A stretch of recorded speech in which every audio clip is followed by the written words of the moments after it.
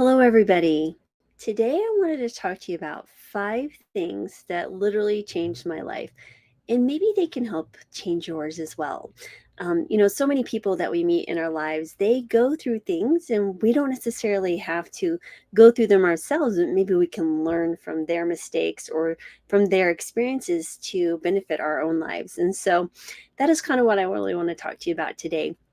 Really 5 transformational events or decisions that really had a huge impact on my current life. And so let me pull up my little notes here as usual. So first of all, if you are new to my channel, welcome. And if you don't know me, I'm Dr. Lori Marbus. I am a board certified family and lifestyle medicine physician, and I am board certified in family, but lifestyle medicine is really what I practice.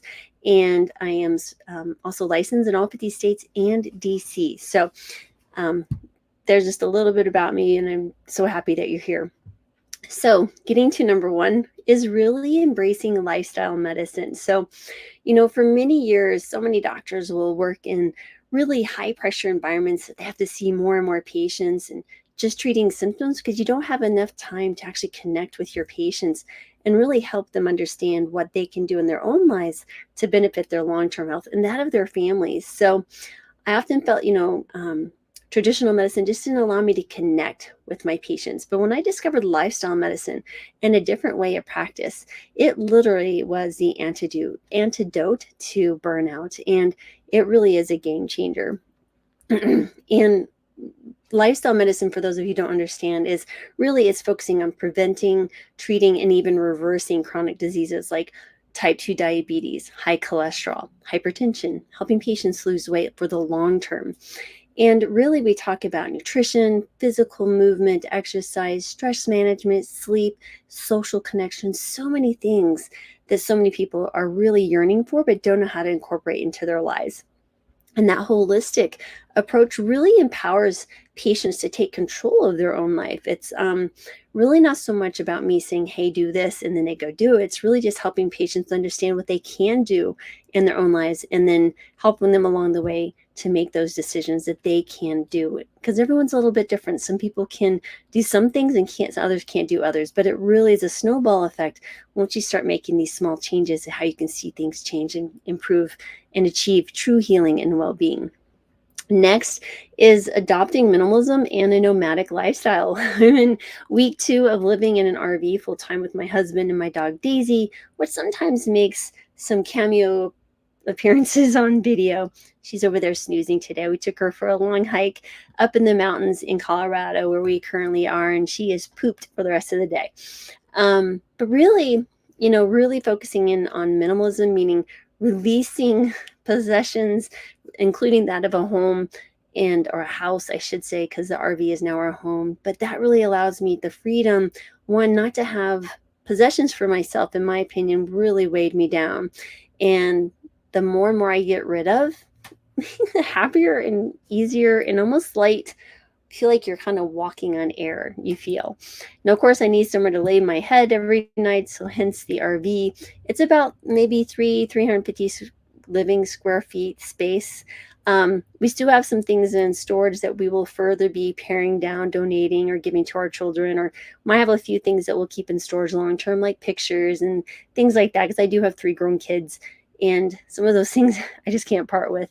They'll be theirs whenever I pass on to another place. And so anyway, just really, we thought it was an important time of our lives when all the kids are grown, 2 are married, and I feel like the prime of our life, going through perimenopause has really honed in understanding that as women, we often serve others for so many decades and never really think about what we should be doing for ourselves. And we neglect our health, we neglect our mental health, our spiritual health.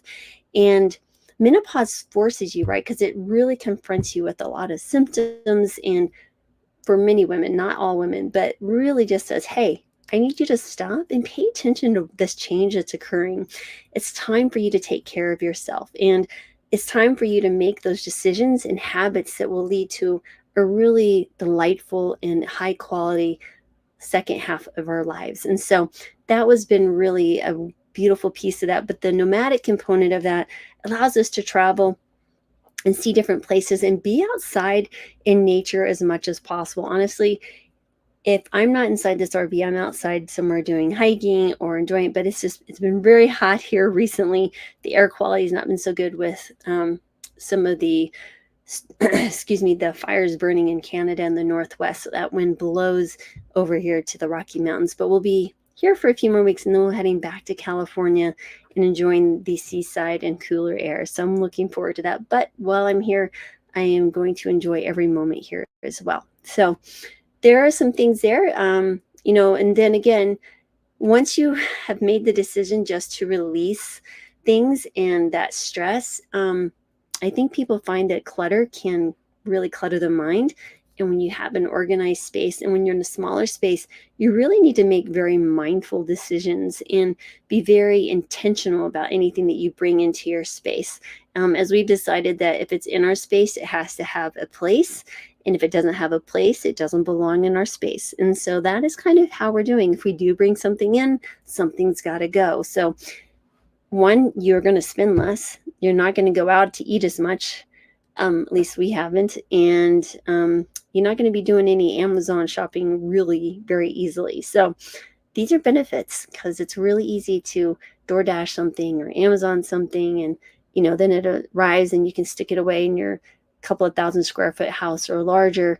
And yeah, it's just too much. So this forces you to be intentional and mindful and present in decisions, and it's not just a whim, because you see your space and it needs to be nice and tidy and clean and simple.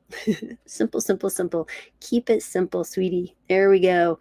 Next is integrating technology into healthcare. So I started doing telemedicine back in 2017, I believe.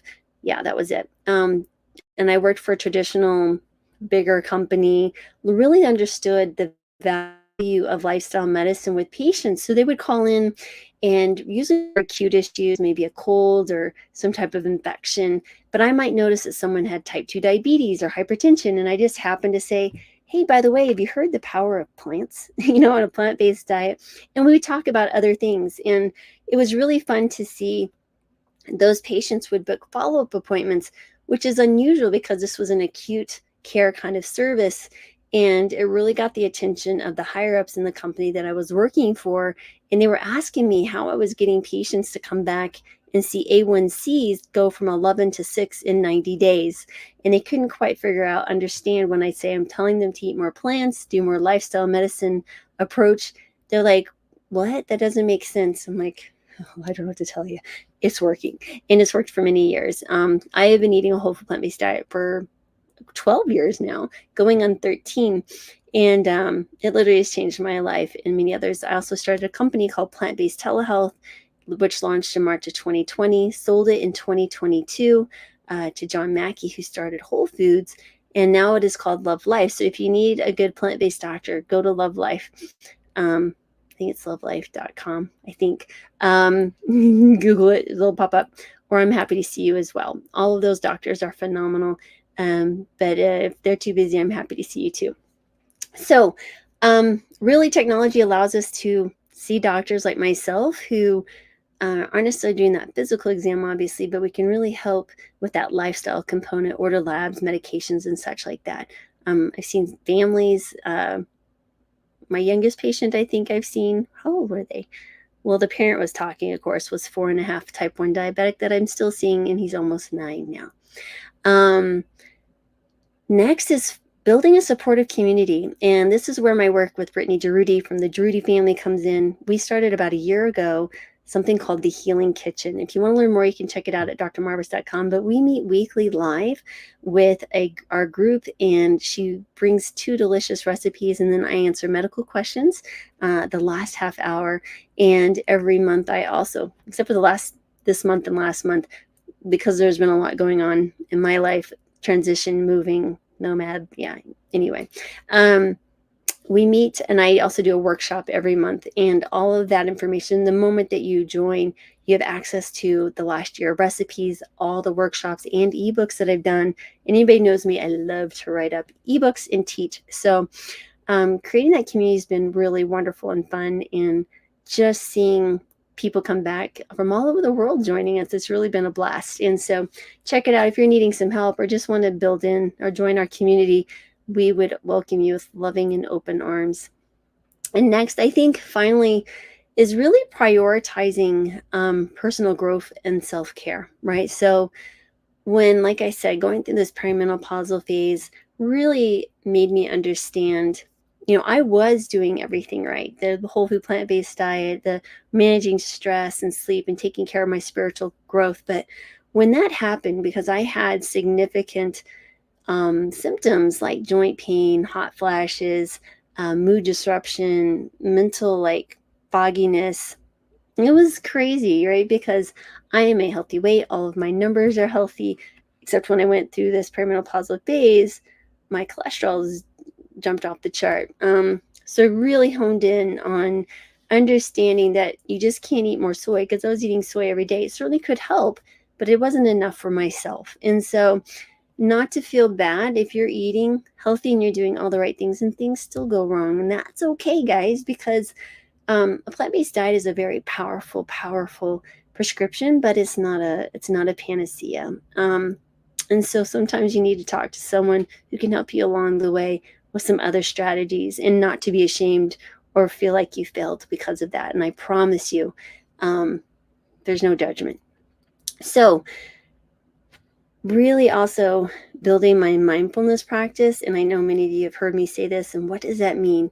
That means taking time to be present in whatever the environment is that I'm doing, and being open to feedback for, let's say that I'm not being present, or if I'm saying something that was judgmental or not in the right character, because I want to be very careful where I put my energy, right? Do I want to have my energy feed negative commentary or negative thoughts and feelings?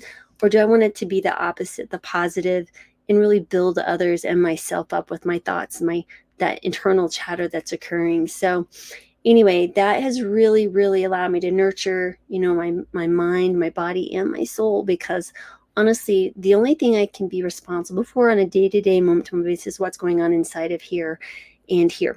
And so when these two are connected, my world just gets better. Even when there are challenges and things that people think, oh my goodness, that's crazy. It's, oh no. Like I got COVID the week before my son's wedding. You just have to have a positive attitude and start Paxlovid. In 48 hours, you're good. Granted, I made sure I was well enough and safe to go to the wedding, and everybody was fine. There was no incidences of that. But just to understand that those things happen, and your attitude and your perspective and the acceptance of what's presenting to you is an opportunity, one, for learning what is the message in our moment, and that really if we have a negative attitude, it will be worse. The suffering begins here, right? When we have the thoughts of, why is this happening to me? Why does this always happen to me? Why can't I do this? Or you're comparing yourself to others. When you hold that discussion in your head, trust me, we've all done it.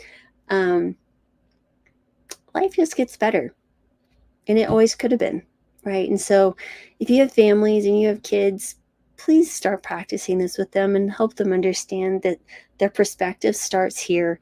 And the suffering piece really is how we see things. And yes, life can be very hard, but we can choose to suffer or not. And I know it sounds crazy to say that, but until you've experienced it, because we've all experienced hard things and sacrifices, trust me, you are not alone in that journey.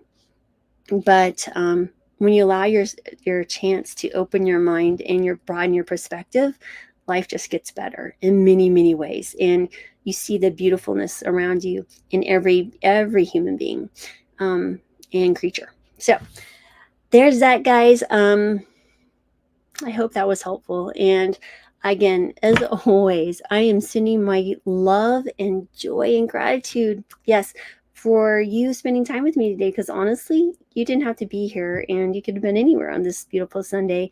And so I'm sending you, again, gratitude for your time, and sending you prayers of healing if you're suffering and just really feeling down and stressed and not sure where else to go. Just know that it will It'll get better. Tomorrow the sun will come out and is another day. So, yes, sending you love, joy, and peace, and have a beautiful day, everyone. And I'll be back tomorrow. We'll see you next time.